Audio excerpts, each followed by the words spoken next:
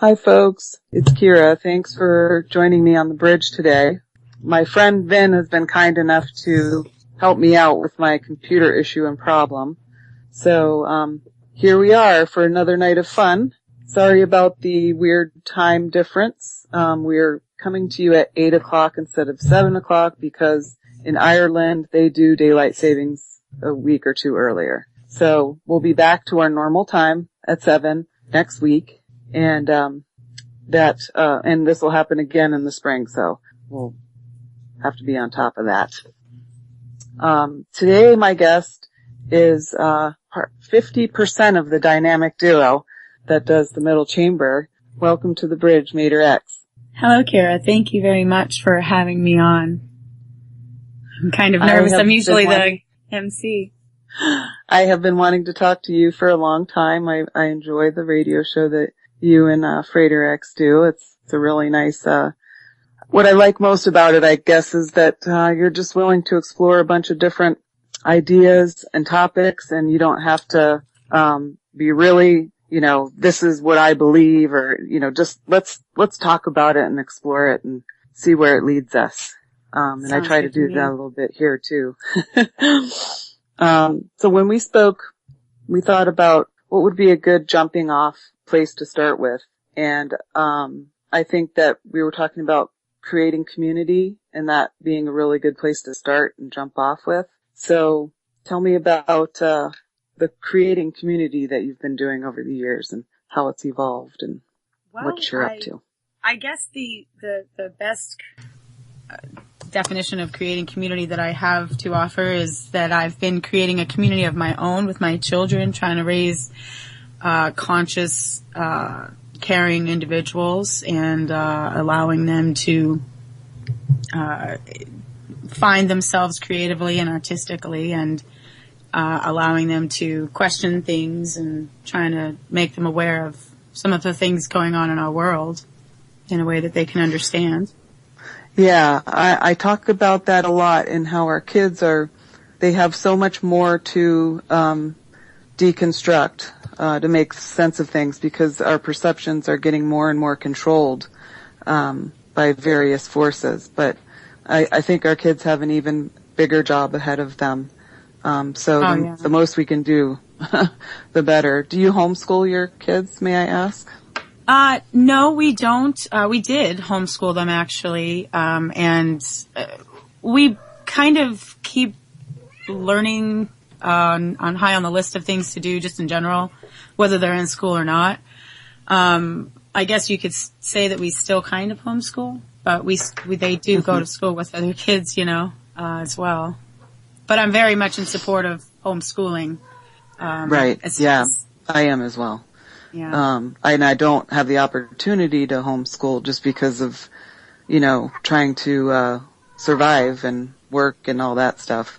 Just doesn't allow for it at this time. Definitely. I'm sorry if you hear my cat in the background. That's okay. I have like 8 of them, so you might hear mine. Okay, oh, poor thing. We haven't got her fixed yet. Yeah, that's a constant problem for us too.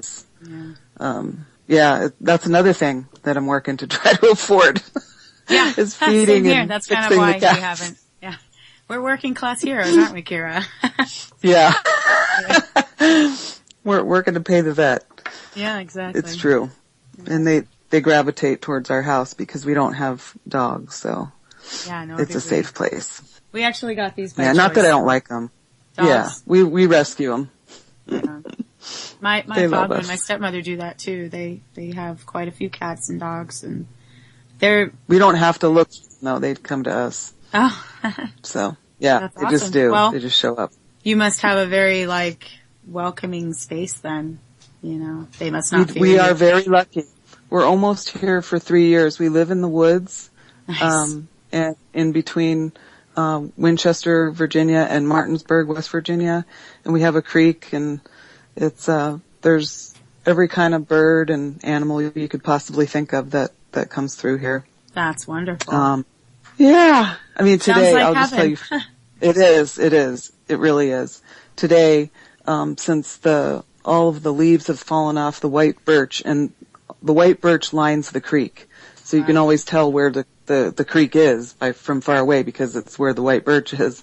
So all the leaves have come off of that, and we're just sitting there eating lunch and look out the window, and we see the great blue heron landing in her nest. It's revealed, her. Yeah, and then the blackbirds are out now too in these really, really big flocks. They blacken the sky, and they come from.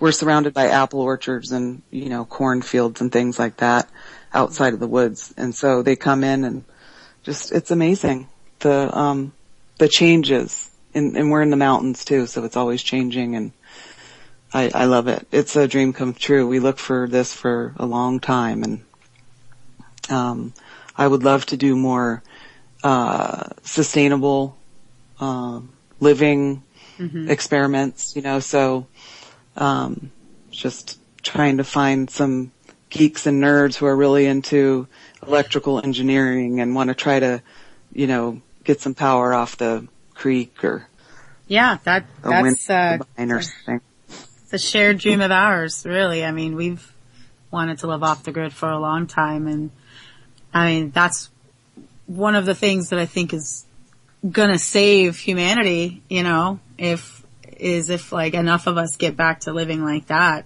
Or at least getting to a point where we can live like that if need be, because not everybody really wants to go back to that rugged lifestyle, but we've got to do something different than what we're doing right now. And sometimes I think the writing's been on the wall for a while about some kind of big thing happening. I'm not necessarily a prepper, but I think that there's certain skills that we need to re-educate ourselves with to withstand what might be coming, I guess you could say. And also just reconnect, definitely, to what's real, because our lives are so, we get sucked into so much that's not really real, so. And I think about my childhood and the things that I cherish about my childhood growing up in the 70s and 80s. And, I got to swim out in the ocean and not worry about medical waste and nuclear waste and stuff. Yeah. Yeah. Yeah. I hear ya. Or go walking in the woods and feel kind of safe about it. Or just go hanging out with your friends downtown. I mean, our kids think we're incredibly overprotective, but I mean, I look at what's going on in the world right now, and I have to be. I look at what I used to do, wandering around on my own, as a kid. And I just can't fathom that for my own kids right now. Or at least, I mean, I'm trying not to be too fearful of the world so that I don't allow them to experience things, but, there's crazy people out there. Yeah. And I gotta take care of my babies. Yep. And one of those things that I talk about a lot that's really important is teach your kids about grooming, because there's grooming that's going on so many levels. The personal level, interpersonal level, and on a societal level, and different institutions will groom them. And, so once they learn that skill, learn what grooming is, that's one skill that they can take with them and benefit for a lifetime. Yeah, because, that's and a good point. That's the most practical skill that we can give them actually for survival when we're not able to be the mama bear, for them. Yeah, we're very overprotective as well. It's funny because our parents really weren't, they were just like, oh, whatever. Just do whatever. They were of that do whatever generation, weren't they? Yeah. Yeah. So maybe opposite of their parents' generation. Yep. Yeah. Back and forth we go. Yeah. It's fun raising children, right? Yeah. Oh, yeah. We sometimes ask ourselves, what did we get ourselves into? There's so much worry. So much stress, so Yeah. much struggle, but it pays you off in so many ways. In so many ways. They love you. For me, it was, always knew I would be a mother, but I was always told I would never be a biological mother, but, I ended up being able to have a child, so. Excellent. Yeah, pretty amazing. And the healing just continues. It's an ongoing process. Indeed. Doesn't ever end. Just keeps getting better. Yeah, I always used to see myself as a mother too. I grew up listening to a lot of classical music, and so I knew a lot about Johann Bach. And he actually had 21 children, and I thought that was kind of fascinating, not really seeing it from the female's point of view at the time. And I kind of wanted to have like 13 kids. And then I kind of thought about it more. And I realized that was ridiculous. And so I kind of amended the number to, I don't know, maybe half a dozen or something. And I'm one shy of that, which is funny. But yeah.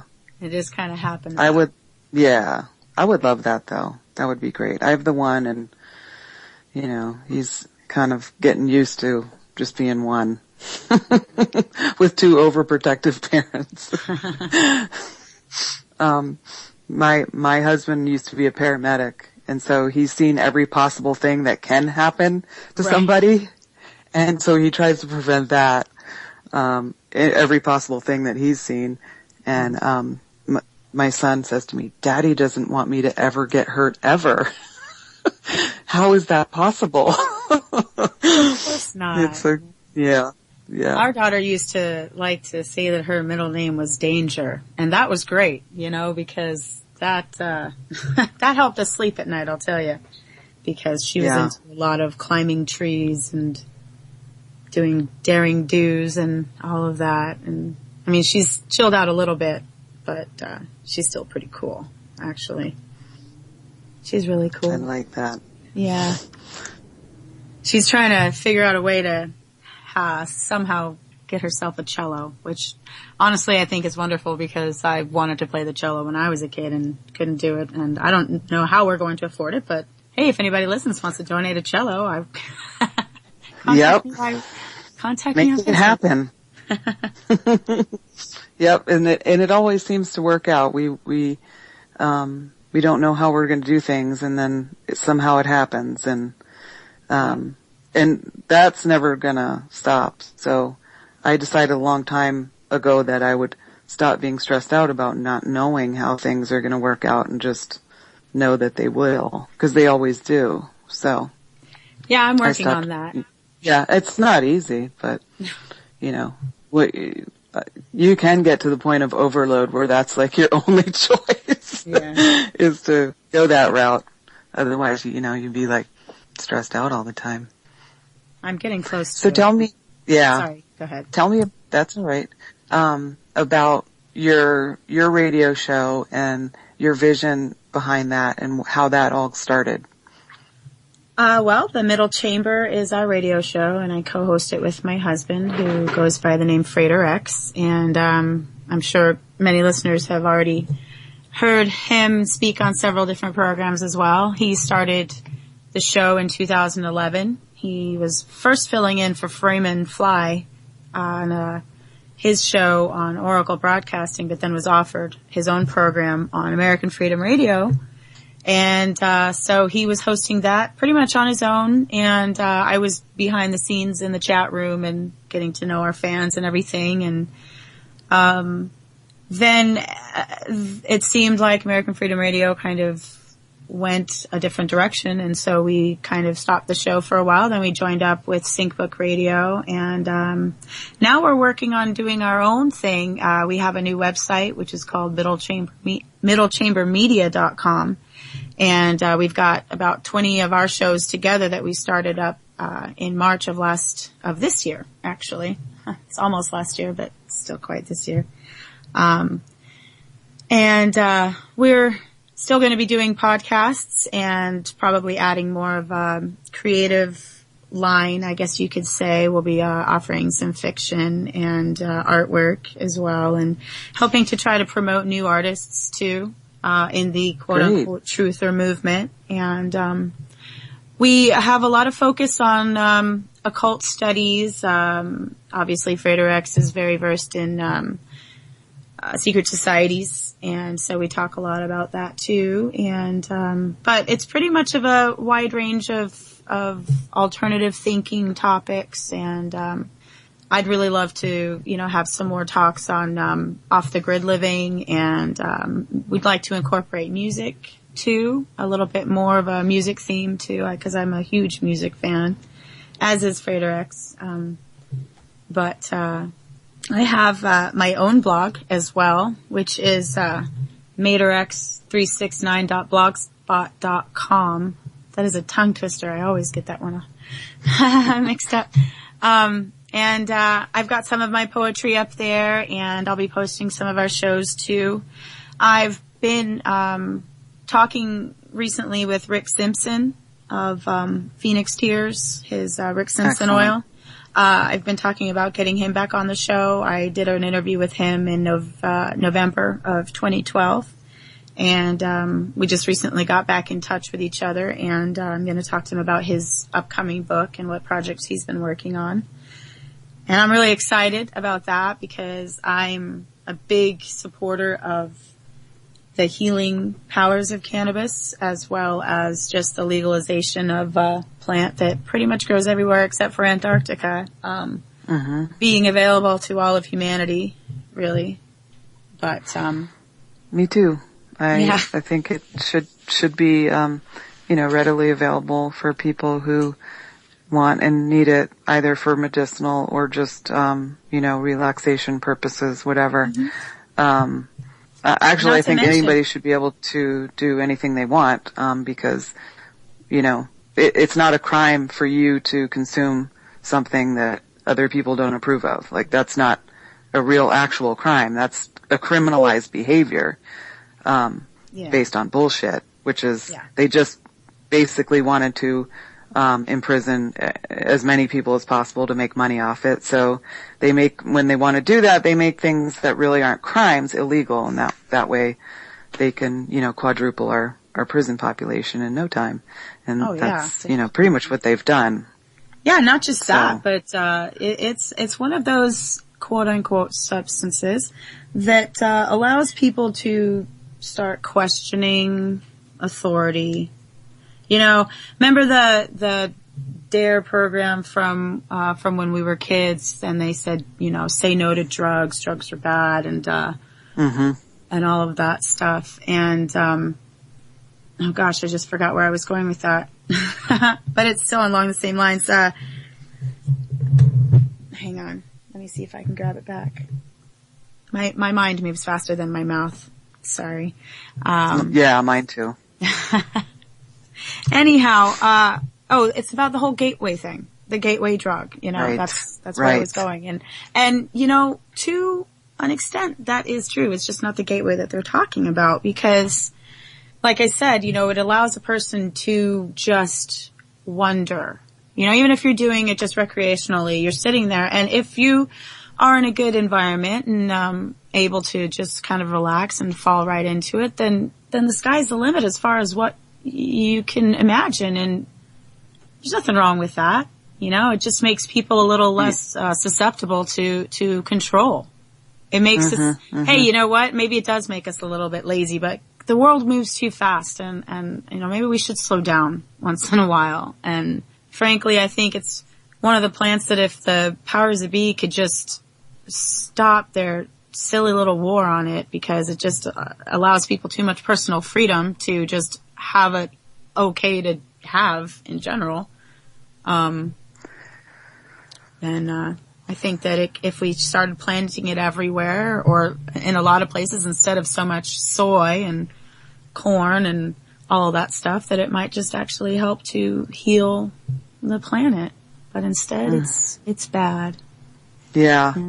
And, I think a lot of, ignorance, and a lot of people are dying from other types of drugs and alcohol. Indeed. Being, and there needs to be some sanity and some truth around that.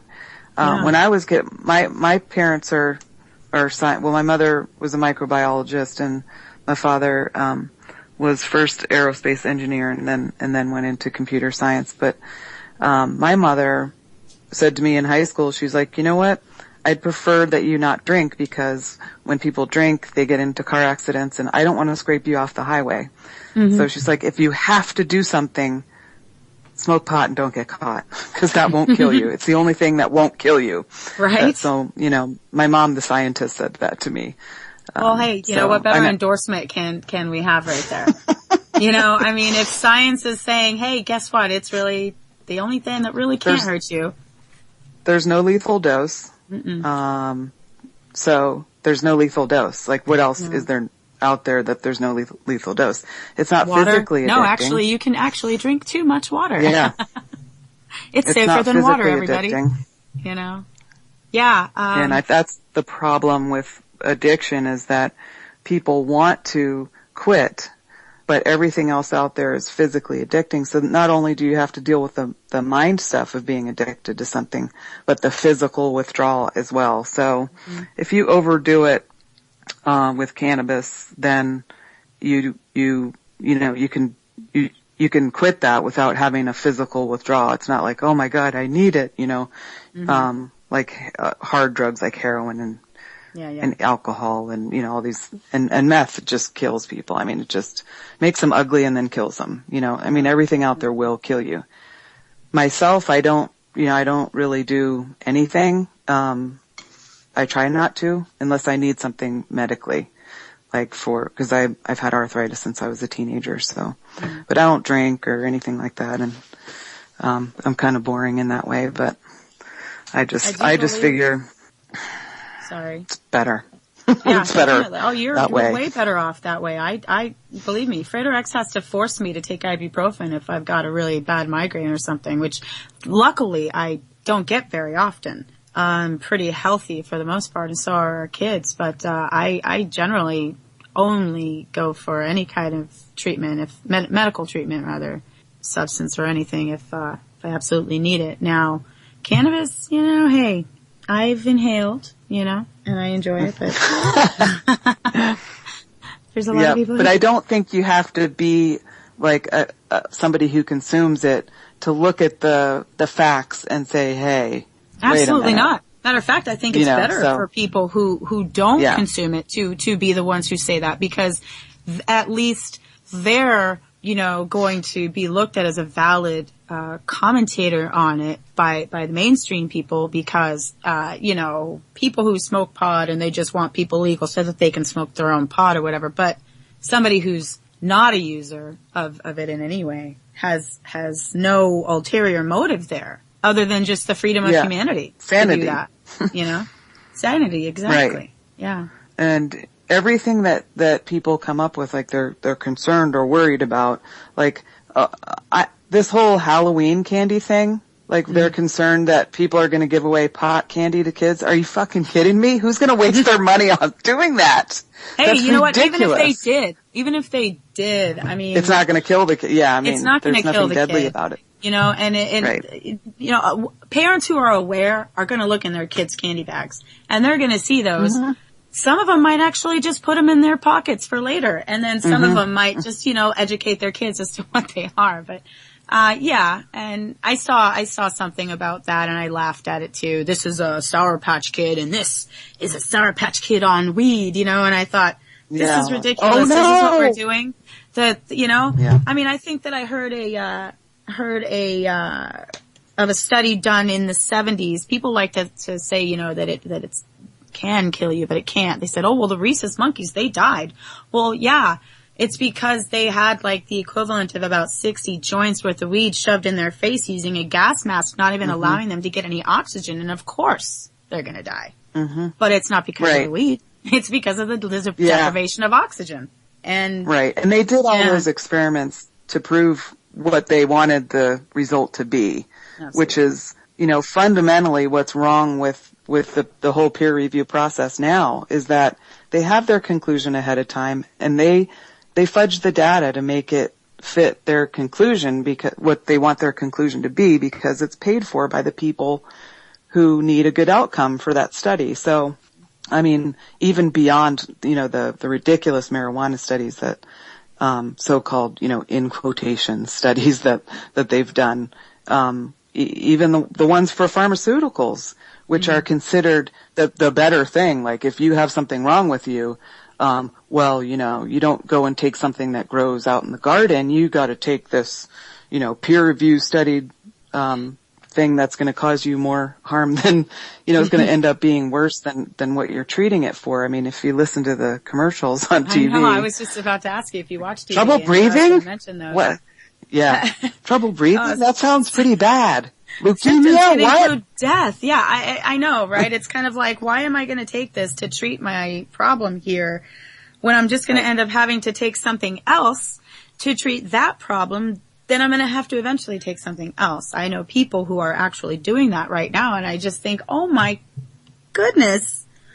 Yeah. You well, guys, I've been there's there other myself. ways, I have been there myself, and it's because I was being poisoned by gluten, and I went to doctor after doctor for 20 years. I gave those motherfuckers 20 years to figure it out, and I had to figure it out myself because they were killing me. I mean, all they did was give me more drugs, and I just walked away. I said, no, I would rather, just be in pain than not be on your, drugs. So I figured it out, and I feel better I'm 45. I feel better than in my 20s. That's awesome. Without it. Yeah.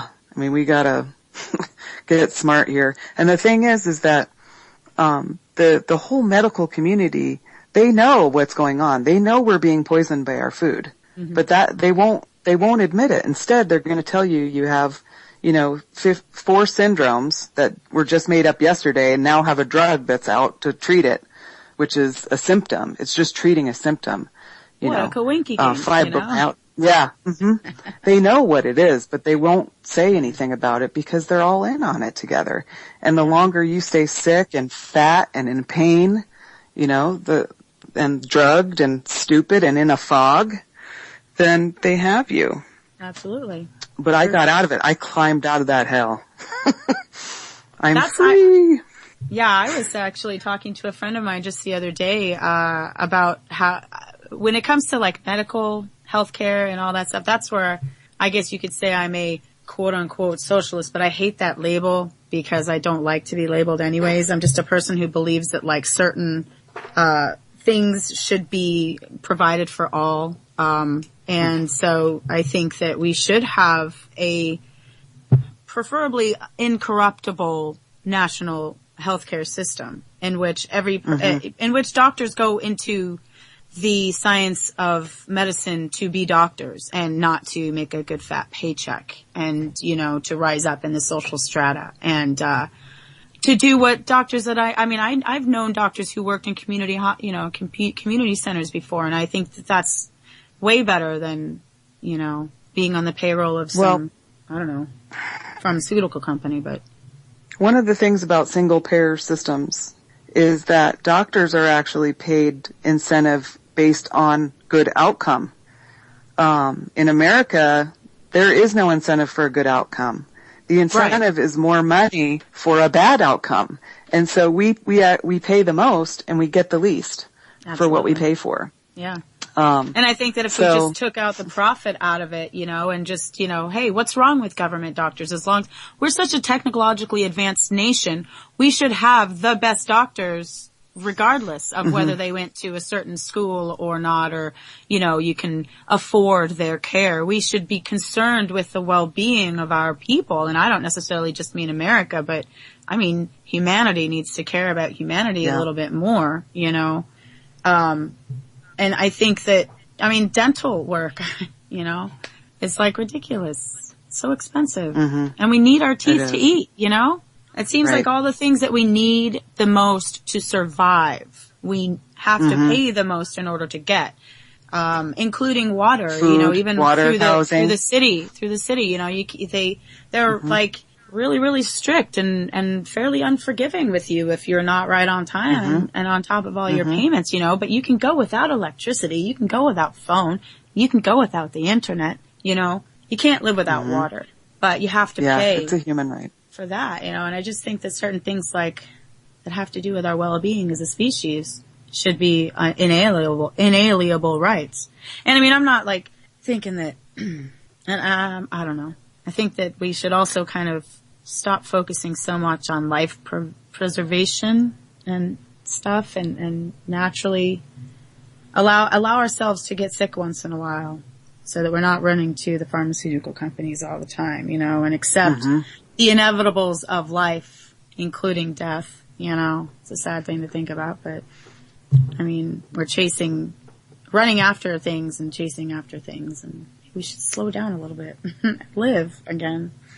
I don't know, I'm rambling, I'm sorry. Well, that doesn't sound like socialism. It doesn't sound like socialism to me. It sounds more like anarchism. Oh, yeah.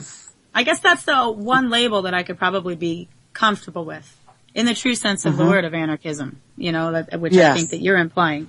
Not the chaos and disorder that is the party line of the powers that be to keep people from realizing what anarchy is, and that we can all be anarchists. And it doesn't mean that we're not there for each other either, Right. I think anarchists are more there for each other.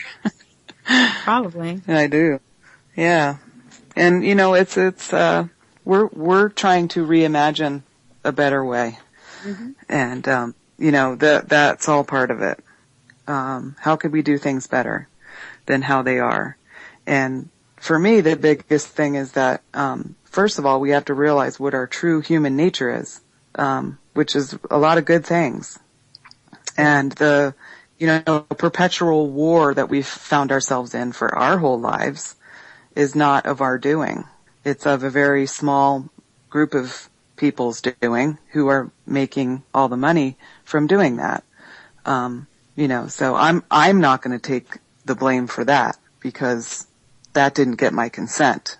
But I will, and I will say that, over and over, that I don't agree with it. And I haven't ever. I was raised a Quaker. I was raised a pacifist. Really? But I follow Lakota, way now. Right on. But the Quakers say I can do that, and, but that's, Lakota, as far as religion, is like the only religion that really actually makes sense to me. And that you can, involve your whole self in. Yeah. I don't know very much about that, actually. I'm really, interested in Native American, history, culture, and, mythology, and I've read quite a bit about various tribes, but I haven't really gone a whole lot into research on, the different, spiritual practices. But, from what I gather, it's, to me, I don't follow a particular religion or faith. I kind of like to think that I'm in contact with the divine, even if I'm walking down the street. Yeah. And, I can be listening to something on my headphones like I was this morning, and I just matter of fact, I looked up this morning and I was walking to work, and I just saw the leaves on the trees, and they're all different colors because it's November, and it was just beautiful, and it was going with the music so well. Like, it was almost like a communion with the divine right then and there on my way to work, and I felt the trees waving hello to me as they were blowing in the breeze, and it was just really nice. And that's kind of how I go about my spirituality. I just try to believe in the goodness of humanity too, and in a connection with all of the natural world around me. I lean, I guess you could say, more towards like Eastern or pagan even, or both. Well, actually, from what you described to me, you're already living Lakota way. You're living in gratitude. You're living connected. So that's really what it's all about. There's 7 sacred ceremonies, but, you don't have to be doing them to live in gratitude. The sweat lodge and stuff. That was my first religious experience, really, was in an Inipi ceremony. So ceremony is important too, and rites of passage. We really don't have enough rites of passage. That's why people feel lost, is because we're going through these changes in our life, but we don't have the powerful rites of passage that our ancestors had to give us that knowledge and that, wisdom. Agreed. To move forward in our, development, in our spiritual development. And so our spiritual development, it gets hijacked from religion. All the organized religions of the world are there to sidetrack really and sort of squish our spiritual development. And then, we turn to other sources and we look around and then, get caught up in these other things that try to squish us too, like New Age. Yeah. Mumbo jumbo and stuff like that. So it's always a constant challenge to keep our, spiritual development, authentic and, not sidetracked by, yeah, definitely. the psychopaths in charge, so to speak. Yeah. And we're all just figuring it out. Our identities are kind of, up in the air. What does it mean to be a woman? What does it mean to be a man? Mm-hmm. What does it mean to be human? And what does decolonization look like when we've all been colonized? Not just, right. we're all colonized as indigenous people at one point in time. And, indeed. What does reimagining a new way look like? Knowing that. Yeah. Certainly includes everybody, doesn't it? I would think so. Yeah. And, you're totally right on about everybody's been indigenous at one time or another. And I share that sentiment so strongly. And it's what gets me all riled up when I start hearing about borders or Islamophobia or the phobia of the Mexican or the Latin American, of, oh my God, they're going to come in and they're going to take everything and then they're just going to change our ways of life. And, maybe they will if you let them. But if you're really in touch with yourself and with your culture, then it's not going to be that easy. Maybe they'll add to it, or maybe they'll have their own thing. I mean, there's certain practices of other cultures that I don't necessarily agree with, but if they're, and I wish that they'd get rid of them, but there's other things that are pretty decent, that are just pretty much common moral issues, treating people with respect and your earth and your honor whatever creator that you believe in. But I get really riled up about people talking about, immigrants in a negative way, because everybody was an immigrant once. Everybody was an immigrant once. Even, people who like to think that they were here first, I mean, not that I'm not trying to say anything about anybody being here first or not, but I mean, I know that there's been life on this planet for an awful long time. And it's just crazy to think that, movement. The Phoenicians were sailors, so there had to be other people who were going around in boats into different places. And that's, you look at the Toltec and the Olmec statues down in southern Mexico, and they look very African, Mm-hmm. So they had to have been here at one point or another.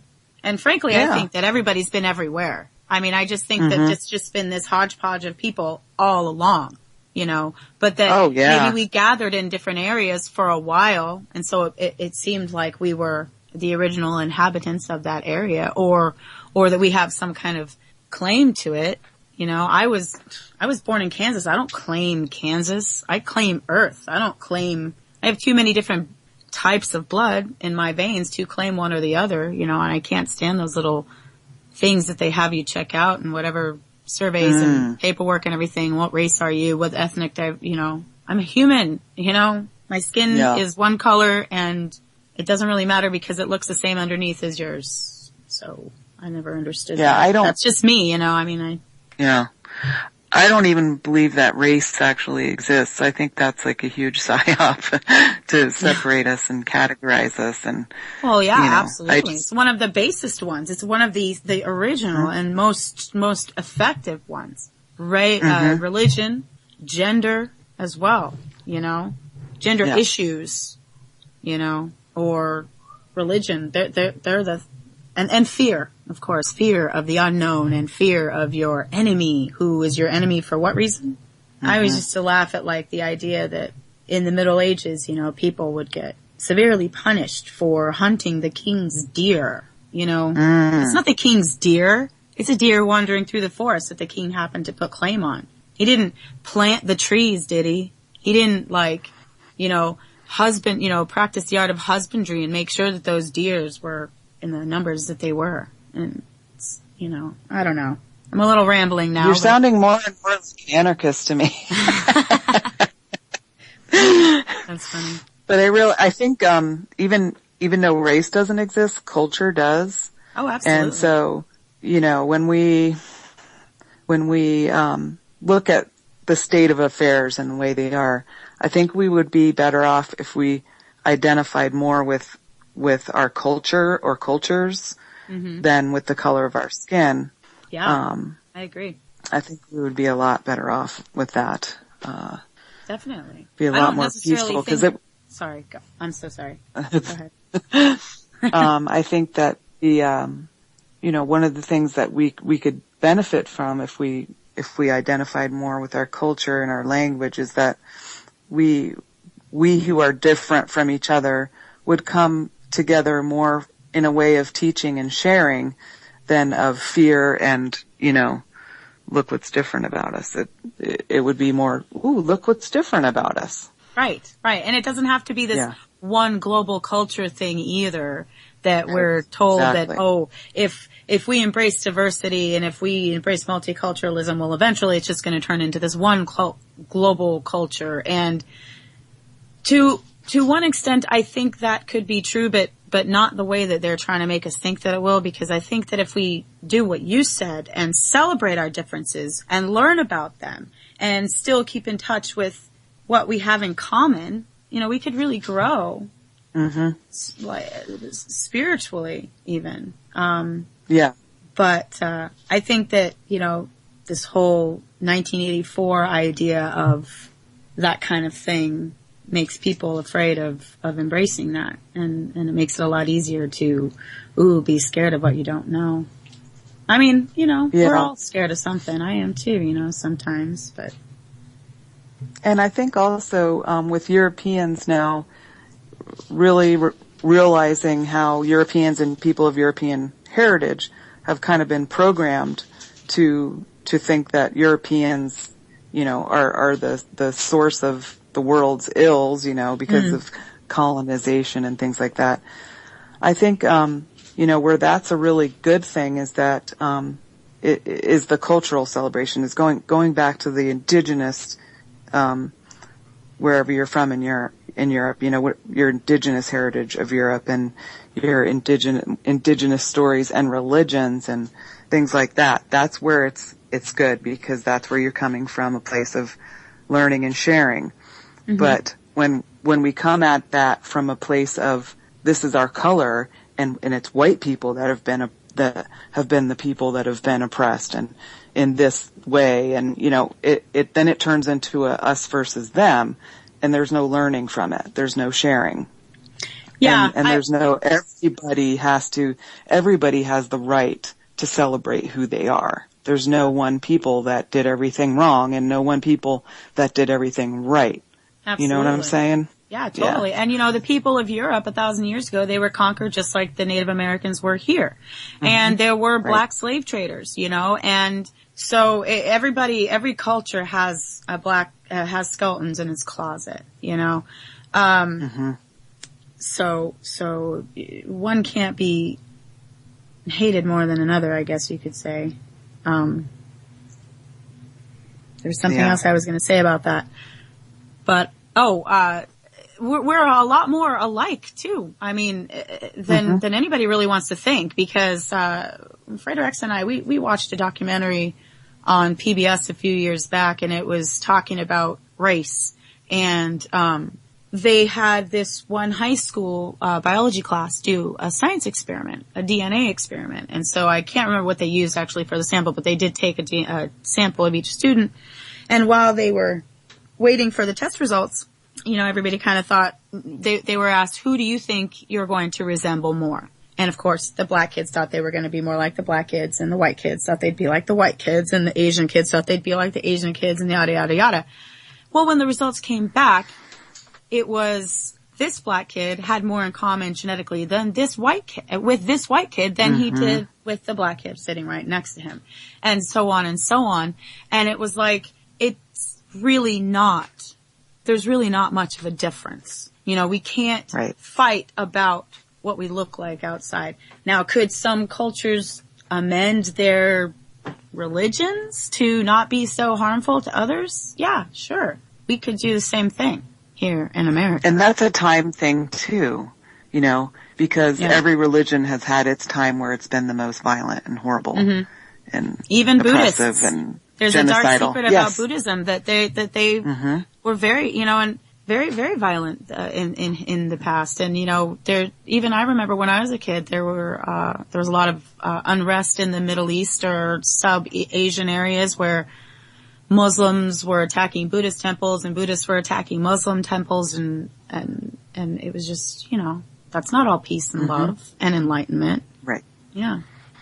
Let's not even talk about the Crusades. Right. Right. But yeah, so yeah. And the secret societies, I mean, how do you see, because you and Frater look into these secret societies a lot, how do you see that playing into all this? Because there's the one part of secret societies, which is the elite and, you know, the controlling sort of psychopath elite. And then there's the other secret societies, which is, you know, the indigenous people getting taken over and wanting to keep the wisdom that their people have, you know, gained over all these years and take it underground and preserve it. So there's those two sides.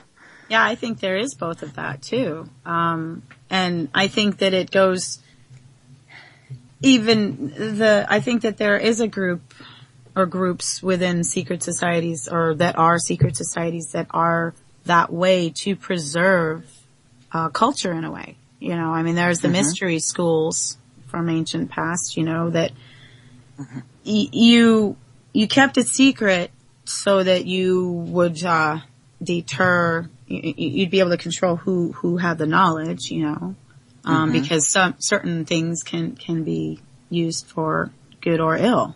And then there's just the secrets of life that need to be preserved. And I mean, I definitely think that there is an elite group out there trying to manipulate everybody and control the world. But I also think that there is a group of people who may not even know that they're that group of people yet, who are there, who are carrying on traditions of ancient times and being available to those who are looking for it. You know, there's there's like the Illuminators and the Illuminati. I think it's kind of very much like the Force in Star Wars where, you know, there's a dark side of the Force and then there's the light side. There's a Sith and then there's the Jedi. They're both there. And maybe that's why people really loved that movie so much, is because it touched on so many things deep. Yeah. And, yeah. And then it's just, I still have a... Sorry. Go ahead. You Go still ahead. have a what? A Star Wars t-shirt from when I was in 3rd grade. Nice.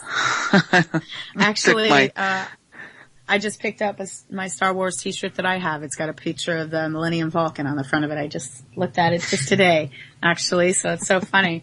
So that's the second Star Wars reference, and today I've had 2 references to Hitchhiker's Guide to the Galaxy. So it must be a sci-fi end of the night tonight. Who knows? Yeah. I'm a total geek when it comes to that kind of stuff. I really am. I can be, but my twin brother is more of the geek of the pair. Well, he was let me like just in the say Doctor Who fan club of America when we were in high school. Nice. In high school even. That's better. That's because that's old school. Oh yeah, like the one with the really long scarf. That one. Right. Tom Baker. Yeah. So that one date. Yeah. He's a quintessential Doctor Who when you think about Doctor Who. We actually have issue number 1 of the Doctor Who comic book that came out with a picture of Tom Baker on the front of it, which was really kind of cool. I was just showing my son the different ones today. We were in a video store or DVD store or whatever, and I was showing him the different ones, and because his cousins watch it now, the new one, and he's like, he doesn't know what's going on. I'm like, yeah, you really have to pay attention. Yeah. But once you get into it, it's great. Our kids love it. Yeah. It's like a family tradition with us, you know. they get just as excited and giddy as we do when it comes to Doctor Who or Star Wars or Star Trek or Dune. Dune is huge for me. And Hitchhiker's Guide, all of it. The books too. Yeah. Especially the books, really. Yeah. And anything that Philip K. Dick wrote, that's for sure. Or Frank Herbert, for that matter. I'm just naming off names now because, like I told you, I'm a geek there and I could just go on all night with that. And how else are you a geek? I mean, not just with, entertainment and stuff, but in other ways, how does your geekdom manifest? I'm not sure how my geekdom would manifest otherwise. I'm pretty witty, I guess you could say, so I have clever quips. I like movies, and I get really, I constantly have random sound bites from random movies just pop into my head and make me giggle, or something will happen in my daily life that will, inspire me to spout off a line from a favorite movie or TV show or song or story. I play chess, I guess. I mean, that doesn't necessarily make you a geek, but I get really excited about different kinds of music, actually. Yeah, I do too. And old school video games. I love Galaga, and I could play that game all day long. I used to actually do that all day long. As a kid, not a grown-up. I never got into games. I don't have time for that now. Yeah. Just because they hurt my hands. So I never got into it. Right. But I sat around and watched a few times. What about the role-playing games? When I was younger, all of my nerd friends were playing those, Dungeons and Dragons type of games and stuff like that. Did you do that? You know what? I didn't actually play Dungeons and Dragons until I was probably 20. I knew people who did, and I always had a passing interest in it, but I never really got into it. But now I have a huge appreciation for it, and I'd love to start playing it again. I started playing Magic the Gathering. Actually, Frater and I started playing Magic the Gathering years ago together, and really, really enjoyed that. And we've been out of it for a while, so I think that they've just gotten so much bigger now. But there's a place that's local that has a Magic the Gathering night that we were talking about going to. I guess I'm a geek for comic books too, and sci-fi too. We collect comic books, and we collect science fiction novels and action figures, and we go geeky. to Comic-Con and yeah. So, but I mean that's not fun. the end all be all of life. I mean, I also love learning. I like to. I'm a huge anthropology. Anthropology in general is a big interest of mine. Also, natural healing things and stuff like that. Conspiracy theories too.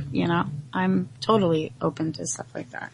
What was your first conspiracy theory that you really looked at and said, "Wow"? Like really, really looked at? Well, really, really looked at. And got obsessed with, yeah. I think I've just been obsessed with all of it, but I think that, what really started me thinking about so much was, what really brought it to the forefront was probably, JFK or UFOs, actually. UFOs is really probably where it started for me. It was because I just couldn't get with the idea that we were the only intelligent life in the universe. And I totally think that that there's life out there and that they've been here before. And also I wonder about Atlantis, if how connected that really is to our lives today. And history repeating itself and everything. There was that Disney movie Atlantis that came out a few years back, and not that I'm citing Disney as a verifiable historical resource, but the idea that they had a society that was like power, that they had crystal powers, and that they were just this massively advanced society that somehow disappeared, and where did they go? Mm-hmm. And in the I think there's been a lot of instances of those advanced societies that suddenly disappear. Sure. Today I was thinking about the sacred mounds that are all over the country, and I was thinking about, well, how impossible would it have been for like some global cataclysm to like make a huge flood and therefore a huge amount of earth, like sediment and all of that, moving from one place on the planet to another place on the planet. And maybe it was just a lot of earth that buried a whole bunch of pyramids, and the only ones we're able to really see are the ones in Egypt. I don't know, that's really far-fetched, but you know, there was something here before. Yes. All of this that we see now, you know, and something happened. And there's a lot of times where I'm sitting here thinking that the cavemen of our history are really the remnants of another history that they took to drawing on walls because they had no way to communicate with each other otherwise, because they'd gotten to a point where maybe they were all on wireless technology to communicate with each other. You know, everything was on a data disk. Yeah. Nothing was written down anymore. So all the records were lost, and they were just left on their own to pick up the pieces. And they didn't know how to do things, and so they drew on walls, and they had rudimentary tools, and they lived off the land. And they became the primitives that we look at now. But they were really the survivors of that old civilization that was far surpasses our own even, maybe. You know? A battery that runs on orange juice, you know? That was found in Baghdad. An ancient battery that ran on orange juice. You know? Yeah, it's amazing. And you know, that's why I want to hang out with, you know, geeks that understand, you know, electricity and, you know, power sources and things like that. I really want to learn about stuff like that. I've spent most of my time, you know, studying philosophy and trying to figure out if I belonged in any particular religion. But I mean, I belong outside of, I'm like the outsider of outsiders. Yeah. I don't belong in any one, you know, religion or anything like that. And I studied it for 20 years just to make sure, you know, that I wasn't, leaving behind any calling, because I always felt like I had a calling of some sort that, you know, had a spiritual, component to it. But I think that's the case for everybody. We all have some sort of calling that, you know, sparks our How are we going fire. To express it, I think, is what we need to look at more, maybe. You know, I mean, I feel like my calling, you know, I haven't really gotten in touch with what I think my calling is necessarily, but I think on one hand it's part writer, part like shaman healer, part midwife, part mother, part anarchist, you know, part freedom fighter. When I was a kid, I did have this little fantasy of being part of the resistance, you know, because I didn't really get why our world was the way it was. For me, I guess, you know, in all reality, I guess you could say it started with religion and an exposure to religion to me, because I couldn't really understand how people would be suffering so much, and yet God was there to be loving and take care of us, and He's our Father and whatever, you know. And my aunt was a hugely devout Catholic, and she got really sick when I was really young, and I just didn't understand how God just let her down that way, you know. And that's what started me seeking other ideas about it. And I'd like to say that when I have a little bit more free time, I'm going to try to get into studying midwifery, because I feel like as a woman, as a mother, we need women to help us with that particular rite of passage. Because you mentioned rites of passage, and you're right, we are lacking in that department for females and males. You know, nobody really, at least females, at least we have menstruation, you know, that weird, uncomfortable thing about women, you know, we can bleed for a week and not die. That makes us special, people, you know, we make and grow life within our bodies. We're not downfall of humanity, but men are important too, most definitely. Yeah. You know, and, you can't have one without the other, but we have that. Sacred. You know, we have that. We still have our red tent. It may be, you know, hidden by this weird embarrassment because it's messy or, you know, or, you know, and it's all pink and fluffy and scented and all that stuff. But really it is a going into a womanhood thing, and guys don't have that anymore. They don't even really have a vision quest or time everybody has a vision quest, you know, everybody should have a vision quest, but men don't really have that thing that connects them with themselves, their masculinity, their connection with the feminine and, you know, with each other. Unless, of course, you know, you go with the man-made version of it and join the military, which, right. You know, that's just not my idea of a rite of passage into manhood. Yeah. Because especially now, I mean, you mentioned us being in war our whole lives. That is absolutely true. America has been involved in one form of warfare or another for over 200 years. And, you know, whether we're just have our hands in it or whether we're actually causing it, we're there. And it's just been this, like, we're all suffering from a form of PTSD, you know? Yeah. Yeah. It's crazy. And the thing about war is that, you know, the indigenous wisdom would say, you know, when the warriors come back, they need some sort of ceremony to cleanse them and bring them back into regular society. You know, so you know, all these, soldiers coming back from war with PTSD, and they're just sort of go from this hell into this society, just boom, you know, and just the stress of that alone, I can't imagine. I know. It's horrible what we're doing to a whole generation of, people, generation after generation, actually. Definitely. And my son's in public school, and he's 9 years old, and his friends, you know, they all want to be soldiers, and he's like, he said to one of his friends, he's like, well, you go off and you die in a war, and I'm going to stay here, and I'm going to get married and be happy and have children. That's what your son said? Which do you want? Yeah. That's awesome. Which sounds better to you? That's great. That's really awesome.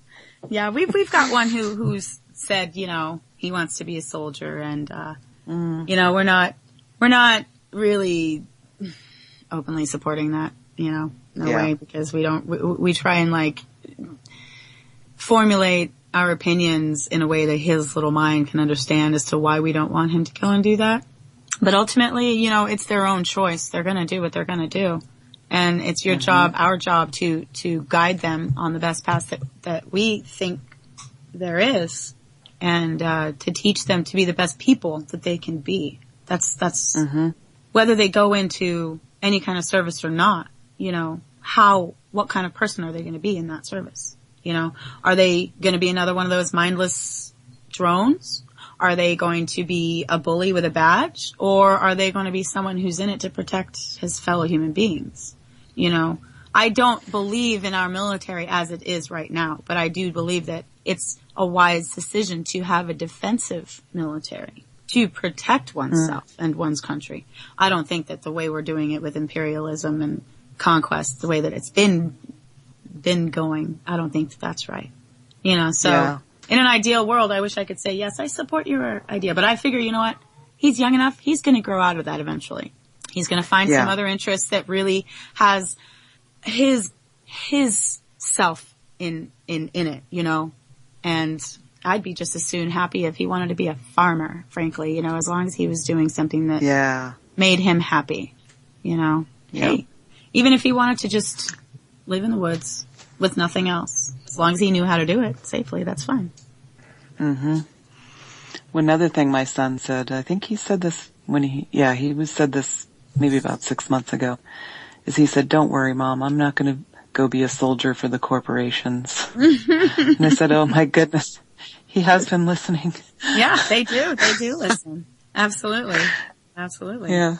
One of ours told me last year, it was regarding vaccinations, and, you know, we have chosen not to, pretty much not to vaccinate. They had early ones, but we don't do that very much anymore. But, one of my kids said to me once that he noticed that a lot of his friends got sick a lot, and that he and his siblings just really didn't.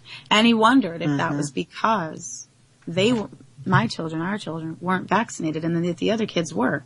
And, you know, I mean, I don't know if that's the reason, but it's nice to know that they're paying attention, you know, and that they see the wisdom that we've been trying to live with, you know, and that we're trying to do the right thing here.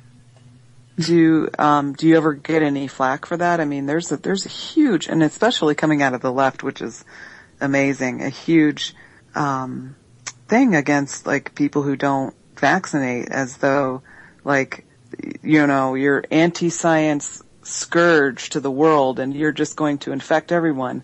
And the number one question there would be, well, if you guys are vaccinated, what the fuck are you so afraid of? Because you're good, right? Exactly. You know? Right? So who's anti-science? You're not even, you know, using logic there because, you know? Yes, exactly. Yeah. Well, my eyes were opened, when my son was a baby and he had a reaction to a vaccine. And it was that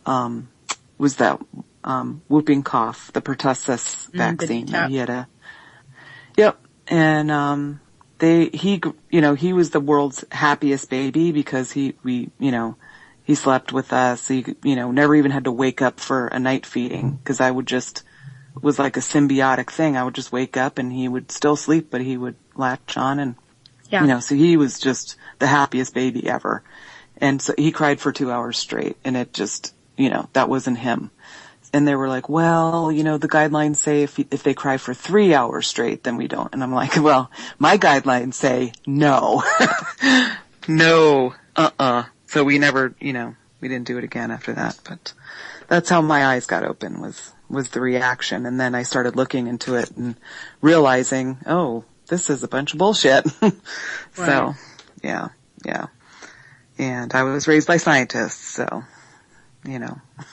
I'm not anti-science. I do actually understand how science works, and I understand how peer reviews now work in a corrupted system. So, yeah, and that's the thing is that people, they just want to trust the system, but even when faced with the evidence that the system is all busted up and it's really not working for us. Yeah, indeed. It's, so did you want to keep going? Well, if we could keep going for a little while longer.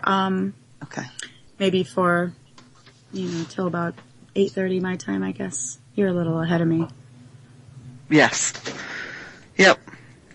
Okay. Well, what else did you want to talk about? Well, I talked about our media projects, and I'm thinking about adding like a little kind of story time little thing to our programming, where I would read. Basically, I'd like to be an audiobook radio show. Oh, cool. But I don't. I'm still researching the legal ramifications of that. Whether that would be considered fair use if I was to read someone else's material. Because I think there's just a lot of great old sci-fi that the world just doesn't know about. There's that my geek fun. showing again. But I think it's fine as long as you say whose book it is, and I mean it's a plug, really. I guess that's what I'm thinking. I just don't want to face any crazy relative that got the rights to something getting all up in arms about me using their relative's material. But I mean that's who I am. Mater X, she's just this gal, and I'm here trying to be a voice with with my husband.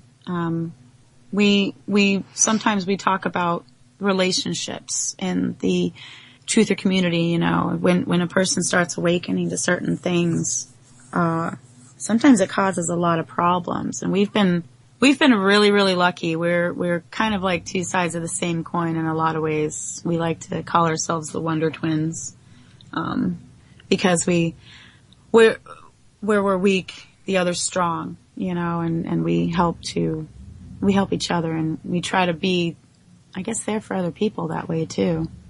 For them to know that it's not always going to be a struggle. But life is just a struggle, right? I mean, isn't that one of the tenets of Buddhism, that life is suffering? And I I guess it's kind of what you do with it.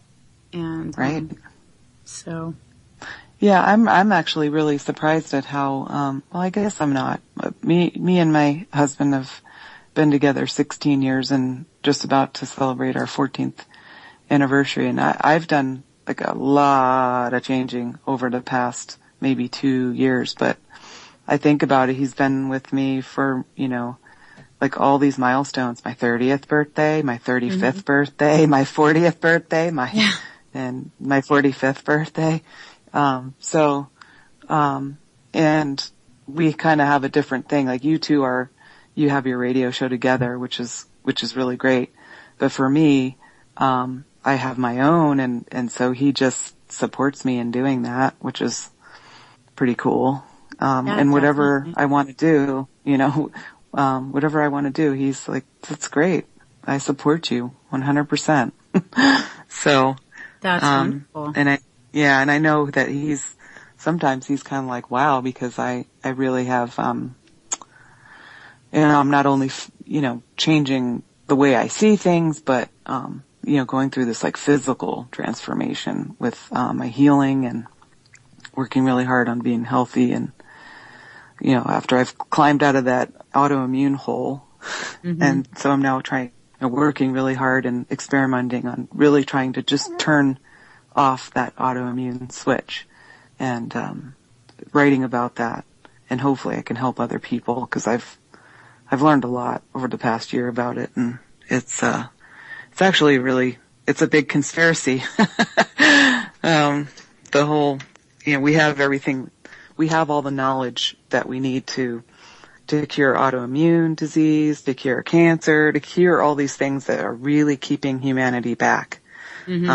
Because it not only, affects us physically, but it affects our intellectual development, our spiritual development, because when you're really sick, that's all you work on is not being sick, with these chronic type diseases. Absolutely. And, so you're right. That's huge. You're totally right. Yeah. Especially with medical and energy, we could have clean energy, really clean energy. Yeah. And yet it's powers that be could say, oh, we've been researching solar energy. Sure they have, but you're still not making it widely available to the general population at a really affordable price, because if everybody got solar panels on their roofs, they wouldn't really need the electrical company anymore. They might not even, they might start growing their own food, and they might not need to need the corporations as much.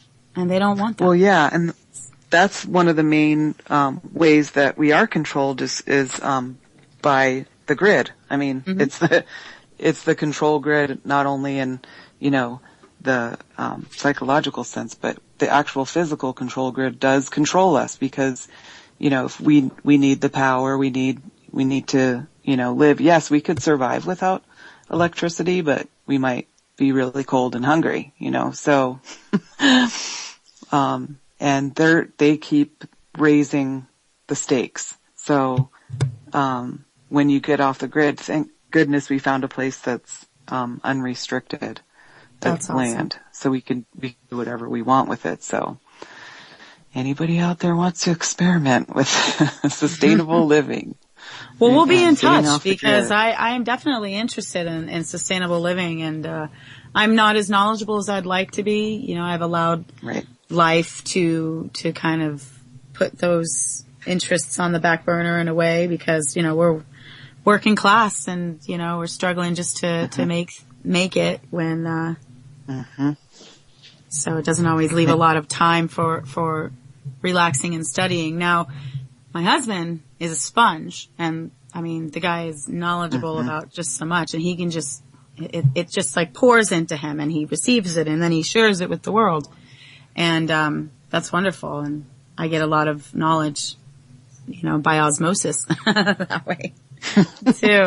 But sitting down and reading something, anything more heavy than, I don't know, science fiction or something that really doesn't require my total concentration takes me a while. It's just as fulfilling and everything like that, but, life just gets in the way, you know. I'm too busy raising children and living my life, you know. And I'm trying to figure out what are the solutions to our problems. I haven't figured any out quite yet. I'm still trying to get a hold on the world, you know, and what's going on in the Middle East. And, you know, I heard that, and I don't know if it's true because I haven't really, done any research on it, but I heard that China's going to be taking over some canal that's going to be coming up in, Nicaragua or something, you know, and all these global powers vying for control over the natural resources of the planet that should be for everybody, but you got to make a dollar, I guess, you know. Well, that's our main problem, is that profit takes precedence over life, and life is in reality the most important thing. But because of profit and all that goes with it, our attention is constantly turned towards the things that aren't important. And you know how people are working so hard and they look at each other and they just say, we're not built for this. And there's really, really something very deep to that, because we really aren't built for this. Right. We're, you know, evolutionarily speaking, we're kind of built to be hunter-gatherers. You know, that's when you look at the whole of human history, that's pretty much the bulk of it there. And, you know, once we got into agriculture and things like that, yes, advantages and to that, but I think we've reached our peak with the advantage to that type of living. And so now is the time of reimagining. And, you know, I sit around and think about it a lot, you know, how, much more challenging, but also how much more we could do if, you know, other families lived here too. You know, we could do a homeschooling thing and grow food, and because it's hard to work full time and grow your own food. It's really freaking hard to do that. At least enough to survive on. Yeah. Yeah. Indeed. So yeah, and it's kind of like everybody has their own gifts, and but there's also a lot to be worked out when you engage in that type of you know, communal living experiment. It's definitely got its challenges, so I think about that a lot too. I do too. You're speaking my language completely on that one. You know, and it's even the hunter-gatherer thing. I mean, think about how much happier people probably were living that way. You know, they didn't stress about not having enough because they only took what they could have, you know, or took what they could gather, and they learned or adapted to just living on that. You know, now we've got access to everything and we're worried about running out of stuff, you know? Right. And, but if we were living in a more truly conservative lifestyle, not right-wing Republican conservative, but conservative as in conservation of the land of our life, just that kind of conservative lifestyle, you know, living with as opposed to upon the land. Yeah. I would love that. One of my dreams is to have at least a vehicle that I could travel around in, or one that's strong enough to carry a yurt that I can just, you know, go somewhere and live for a while. And, hey, if you get a yurt, you're always welcome to set it up here. All right. I'll hold you to that one day. I actually was just thinking today, wouldn't it be great if our friends would come with their yurts? I mean, I really said that. Wouldn't it be great if our friends just, you know, came and set up their yurts and we could have a huge garden and what are winters like there? Winters, well, I mean, it changes from year to year. Last year we got snow all the time. But we're sort of where the Blue Ridge, the Appalachian, and the Alleghenies all meet up. We're kind of in that area, more on the Blue Ridge side. That's cool. So it's really beautiful here, and I'm really I've sort of been a kind of nomad really before we settled here. Same here. So yeah, moved around. my whole life, literally from the time I was born until 3 years ago. Wow, that's crazy. So have I, actually. Well, not since I was born. Well, I don't know. I guess you could say since I was very, very little. I've gone back and forth across the country from West Coast to East Coast and various points in between my entire life. I spent a good part of my childhood in California, Southern California. We moved around a lot within that area, though. And, I tell people I went to a different school for every grade, and it's true. And I did. And sometimes across the country, and I had to constantly reinvent myself. So I kind of got sidetracked in that. And sometimes I think that if I'd concentrated a little bit more on my studies, I might have been a microbiologist too, actually. But I was more into like marine biology and stuff like that. Or I could have easily gone into medicine. I have the aptitude for it, and I totally have the stomach for it. You have to, I guess, if you're a mom. No, I'm just kidding. Yeah. In a way, a lot of things that you have to stomach. Right. Yeah. Well, I'm really excited for you with the midwife thing. That's great. That's beautiful. And it's actually it's a dream right now, but, eventually you could really start like by becoming, you could start by becoming a doula. That's my doula. intention, actually. I do. Maybe privately we can talk about your sister's, foray into that, because honestly that is something that I'm planning on doing to get my foot in the door as far as the whole midwifery thing is concerned, because, women and their partners, they need somebody to be there throughout the whole pregnancy, and most especially during the birthing process.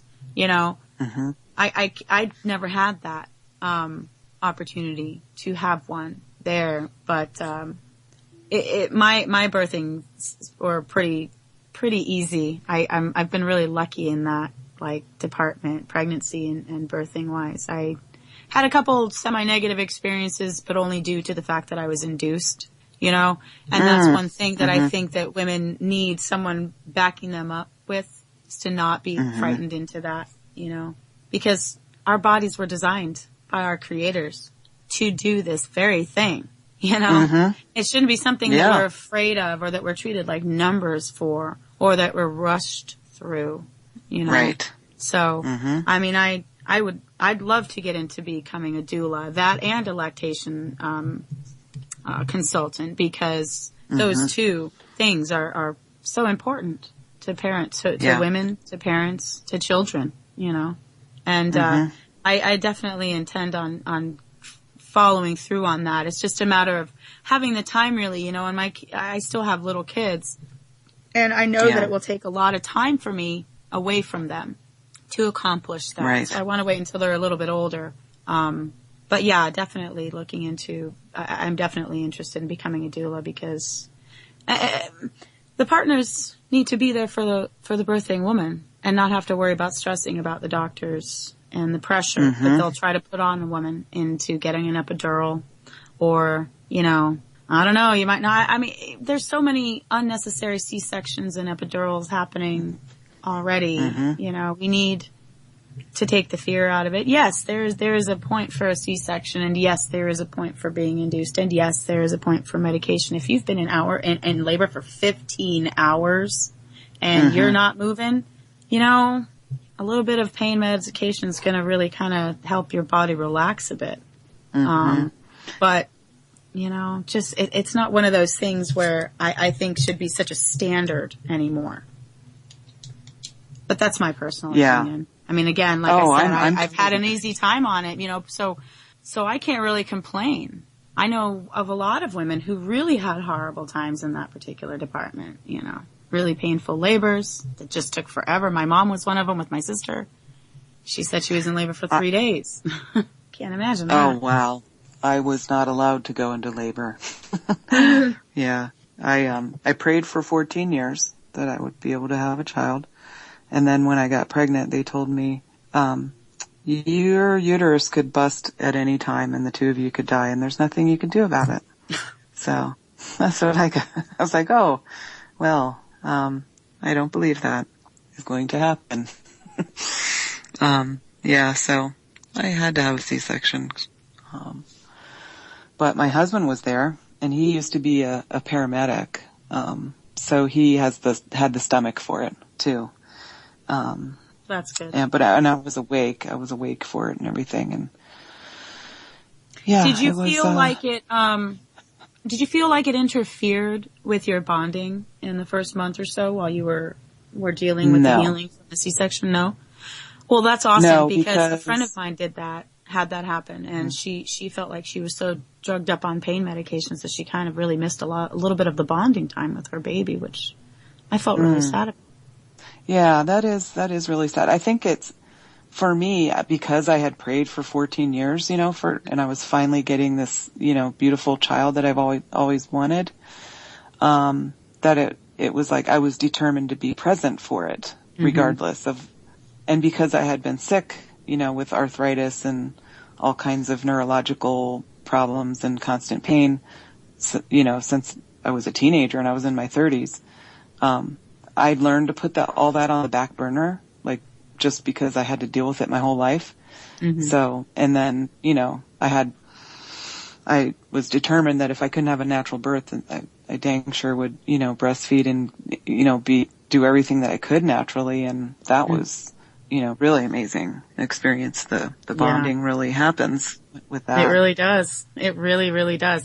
And you mentioned, how you just kind of like wake up in the middle of the night. So you must have had him in bed with you for a little while too. And we did that. And I tell you, man, I think that is so beneficial to children, to families, but just, the children, they know they're safe when they're with their parents, And if you're breastfeeding, dude, it's the best thing in the world to have that baby right there because you don't even have to get up. You can, like you said, roll over, start the whole thing, and then go back to sleep, and the baby will just come off. And I mean, I'm sure that for the baby, all of their energy goes into their development, their neurology, and all of the things that they need to be doing instead of crying for their basic needs to be met.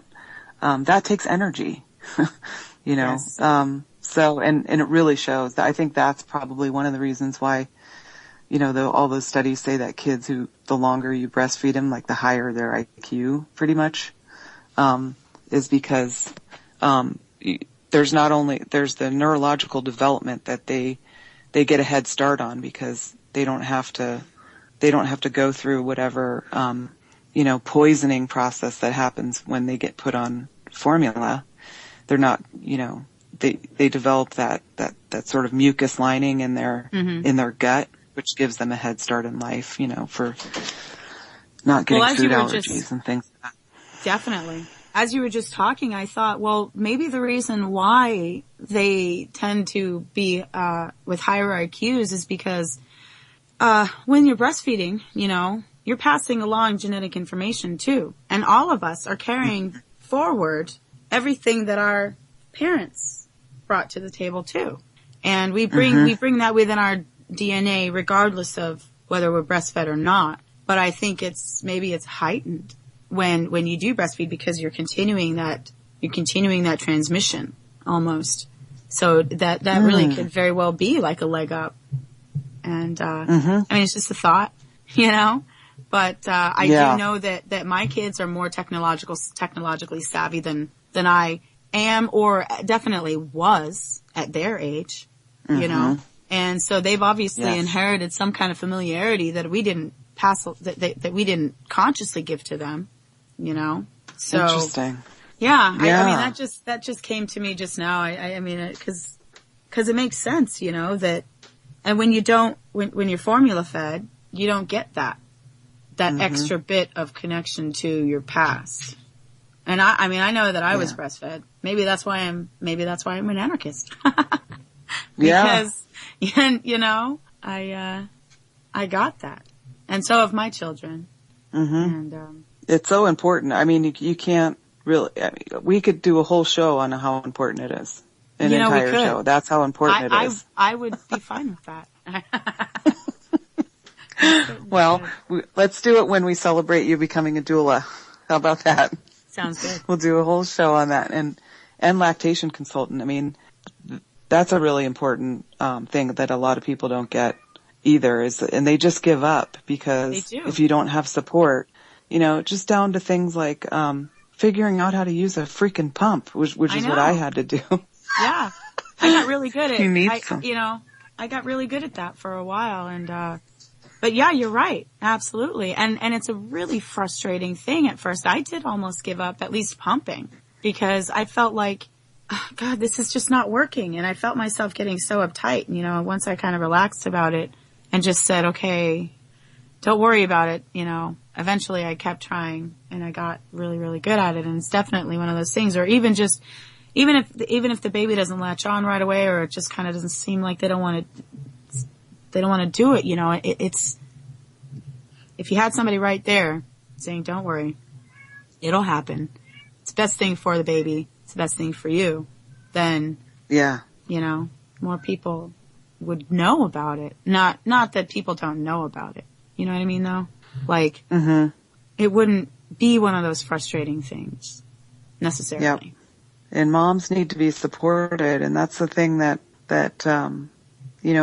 mothers carry sort of a lot, like a big, big load.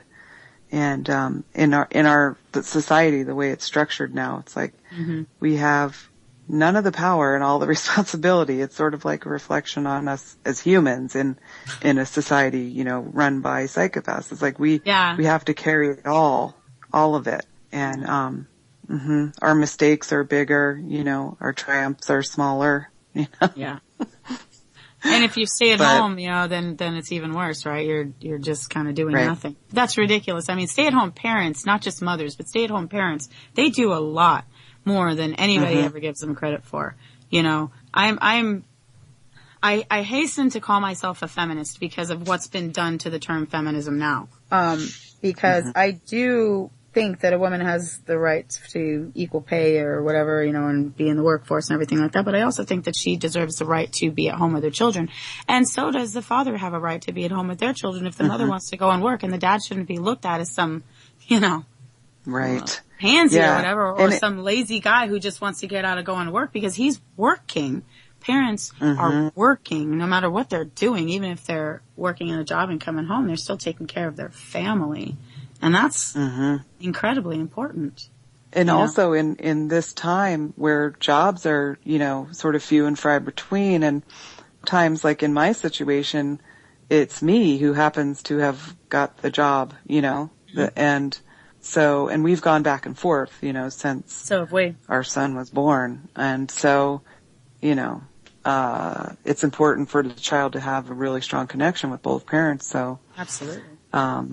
Yeah, and either way that it ends up being, it's actually better that any one parent is in the house, no matter who it is. Yeah.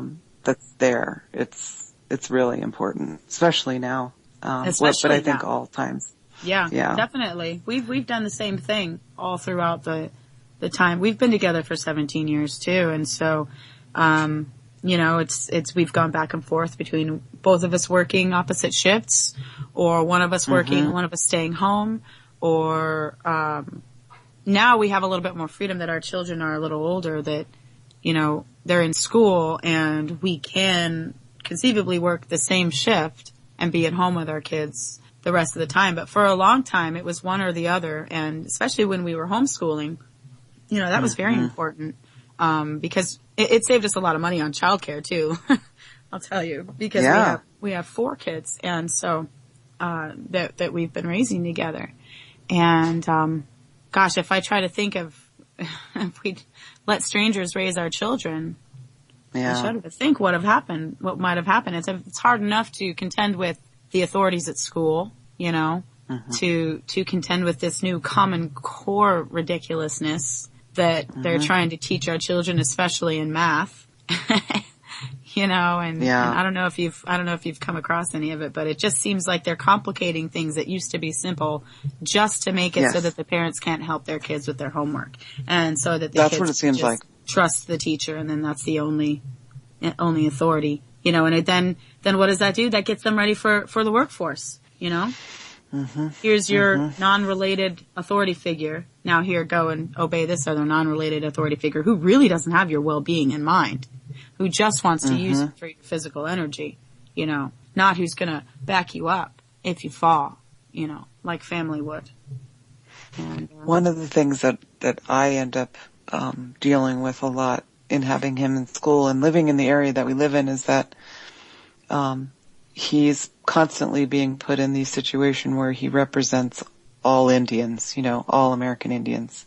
Mm-hmm. And I have to tell them over and over again, don't do that to him. He is 9 years old. Mm-hmm. There'll be time enough where he can, be a representative or a leader in that, but just let him be a kid, Yeah. But what happened to just being a kid? Yeah. Why do we have to compartmentalize each other? Why do we have to be something or aspire to anything? Why can't our kids just enjoy being kids anymore? Now we were just talking a little while ago about kids having ideas of what they wanted to be when they grew up. And I mean, we all did that, but it's like we're supposed to raise them to make a decision so early. What? You're supposed to go to college, having your life plan already set when you're still really a kid and you're still really learning. I'm not college educated. I took a little bit of college and then I moved and never went back, but I didn't stop my learning experience at that, and that's one of the reasons why we did homeschool for a while, is because we wanted our children to enjoy learning and not have it perverted into something where it's just this rote, menial thing where now it's even more complicated than ever, and they're learning things that we didn't learn until a few years later on down the road. They're learning in kindergarten. Yeah. I mean, he's learning about meteorology and he's in 4th grade and I'm like, Well, actually that's kind of cool. But, what is that? Yeah. What are they trying to teach them? Are they trying to make future weather manipulators or just helping us to understand our universe, from what it is? And, I mean, so I'm always stuck between this. Okay, I want him to go to public school to know, what's out there in the world. Like I'm stuck between wanting to create this anarchist utopia and keep my kid there and whatever other kids show up here, they're in this reimagined world, and then also wanting him to really know what's out there, to know what he needs to deconstruct for himself. Right. I'm constantly. It's a heavy burden that we carry, as being parents who are awake to a lot of things. It's a heavy burden because you don't want to ruin their outlook on life, but you also don't want to send them out there blind. But it's an age appropriate thing. You got to be careful. Because you can scare them too, and then then you're dealing with a whole other set of issues. But then you don't want to scare them too much. Tell them not to do too much, because then they might just do it just to be rebellious, because that's what we do. We rebel against our authority. But it's a tough one. I struggle with it all the time, and my obsession with psychopaths and stuff, and it has both intrigued and frightened my child. But he's also really, he gets stuff, and he has a way of, balancing it out, for himself. So I'm really proud of him in that way that, like he'll bring up a children's book and he'll go, look, and he'll read off these different, things about the character, and he's like, these are like a psychopath. Like he's really, picking up on stuff. Yeah, kids really understand a lot more than maybe the mainstream gives them credit for, because, they're always learning. We come out of the womb ready to learn. And so we're listening to everything that's going on around us, and our kids are listening too, and, it's an experience, and that's just what we're trying to do, and, that's what we're trying to leave them a legacy with doing the radio show and our website, middlechambermedia.com is our own official website, and we're really excited to get it going. And we're, Frater's actually got his book just about ready for publication, The Secret War Inside Freemasonry, which I edited and, think I did a pretty good job of it. So any writers out there Excellent. who want some amateur editor, no, I'm just kidding. But yeah, Well, it should be coming out this month or pretty well, soon. Frater's definitely welcome to come and talk about his book. And I wanted to welcome the mother first. I just found that to be like a traditional or appropriate type of thing to do, would be to welcome the mater first, and then if Frater's ever interested in coming on the show, he's certainly welcome to do that. Absolutely. I also come from a family of Freemasons. My grandparents, my grandfather was a Freemason, and my grandmother was, what do they call that? The Eastern Star. Order of the Eastern Star, yeah. Yeah. And this was, 1950s rural, 1940s and 50s rural Louisiana. So, yeah. I'll bet if you went digging, you'd find some really interesting facts about that. Yeah. I might just do that. Yeah. It's interesting how in your life you pick up all these things and then they come back to you later. Right. And you're like, oh yeah. So then this is one of the things that's kind of coming back to me. Oh yeah. Is, this family story, and certain things my mom told me about. So. Well, I definitely need deep to do a little bit more research into my own personal family history. I don't know a whole lot. My mother's family's from Mexico, and she's from a silver mining town, which I think is awesome because I really, really resonate with silver. Like silver jewelry as opposed to gold. It's just always felt more like real. Like, not real. That's not the right word, but it's like I've always felt better and calmer when I wore silver. I always felt this kind of like anxiousness about gold, Copper I thought was pretty. Maybe it's just because gold is so prevalent in our world and it has so much perceived value, when it's really just a rock. The value that we place on things, Yeah. But I have only silver. Yeah. I think it's connected to the moon too. Mm-hmm. In a lot of ways, it feels to me like it's connected to the moon, and that just seems to be connected to us as women. So I wonder if that has something to do with it. I wonder. To me, it feels more real too. Like maybe I don't know. I never thought about it before, but that's all I've ever had. I've never had gold jewelry. And I think maybe it felt like pretentious or something. I don't know.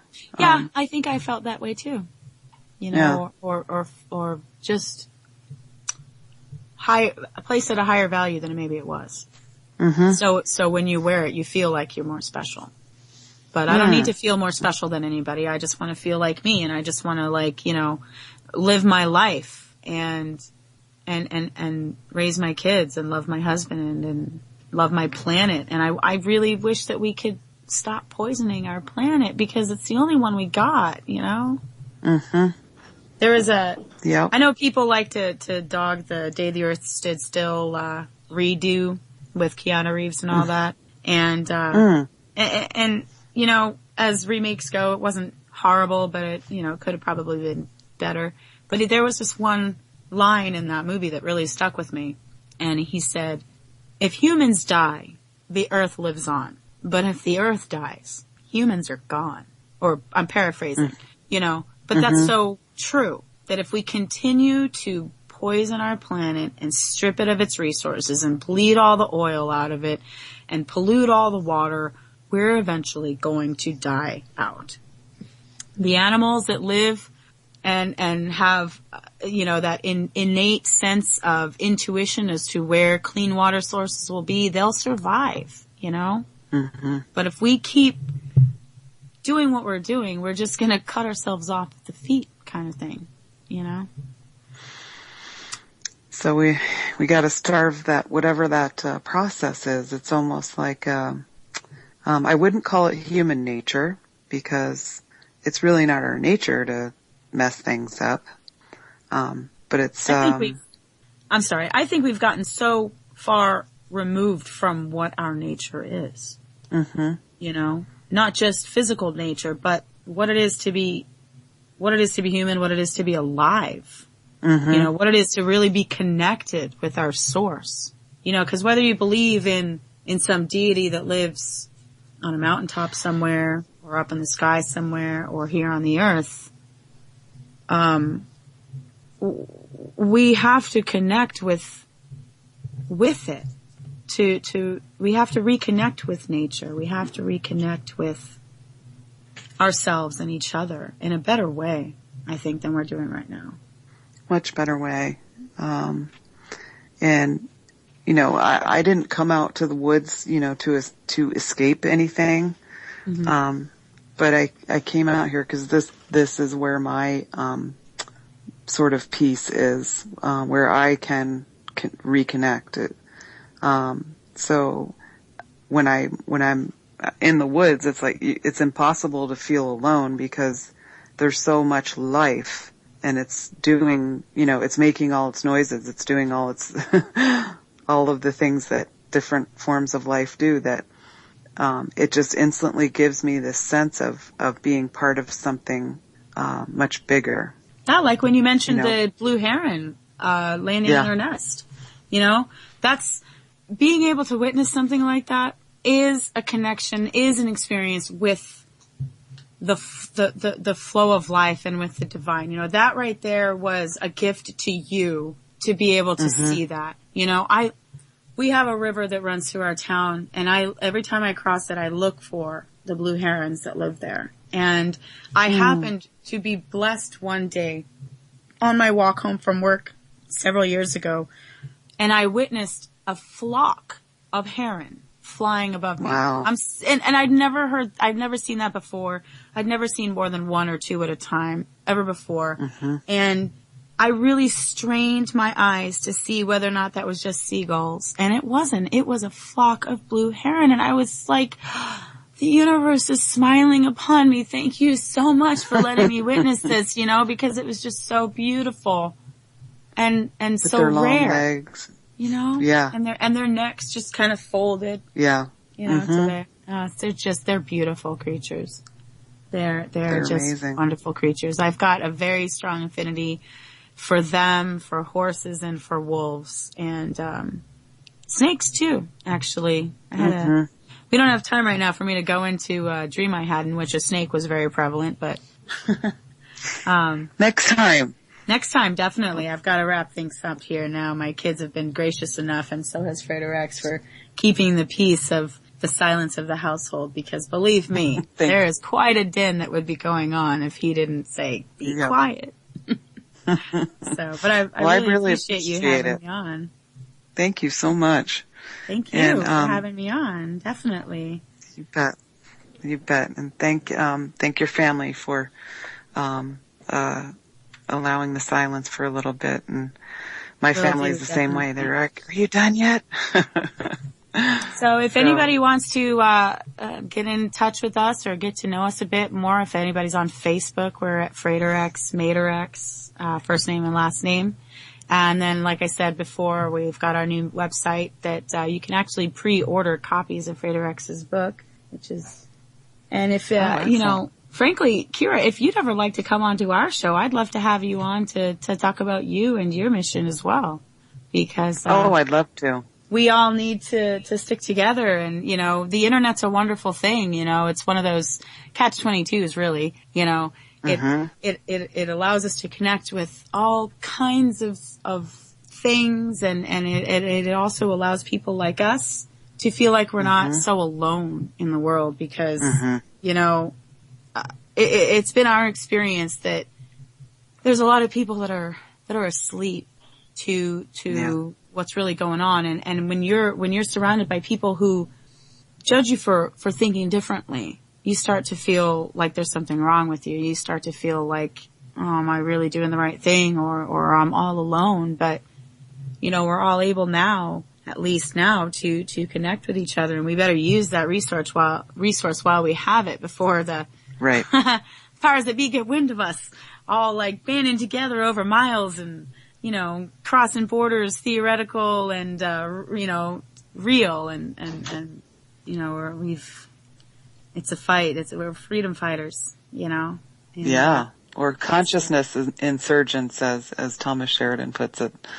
Exactly. I really like that one. Fredericks he has a term that he says that we're in a sonic revolution, and then people like us, you and I, and our friends at the Type 1 Radio too, and Freeman Fly and all those guys, we're all in this whole mission of awakening each other and others to, you know, the powers that be already have their armies. We need our own army, an army of consciousness, conscious people that are able to go around and wake the world up.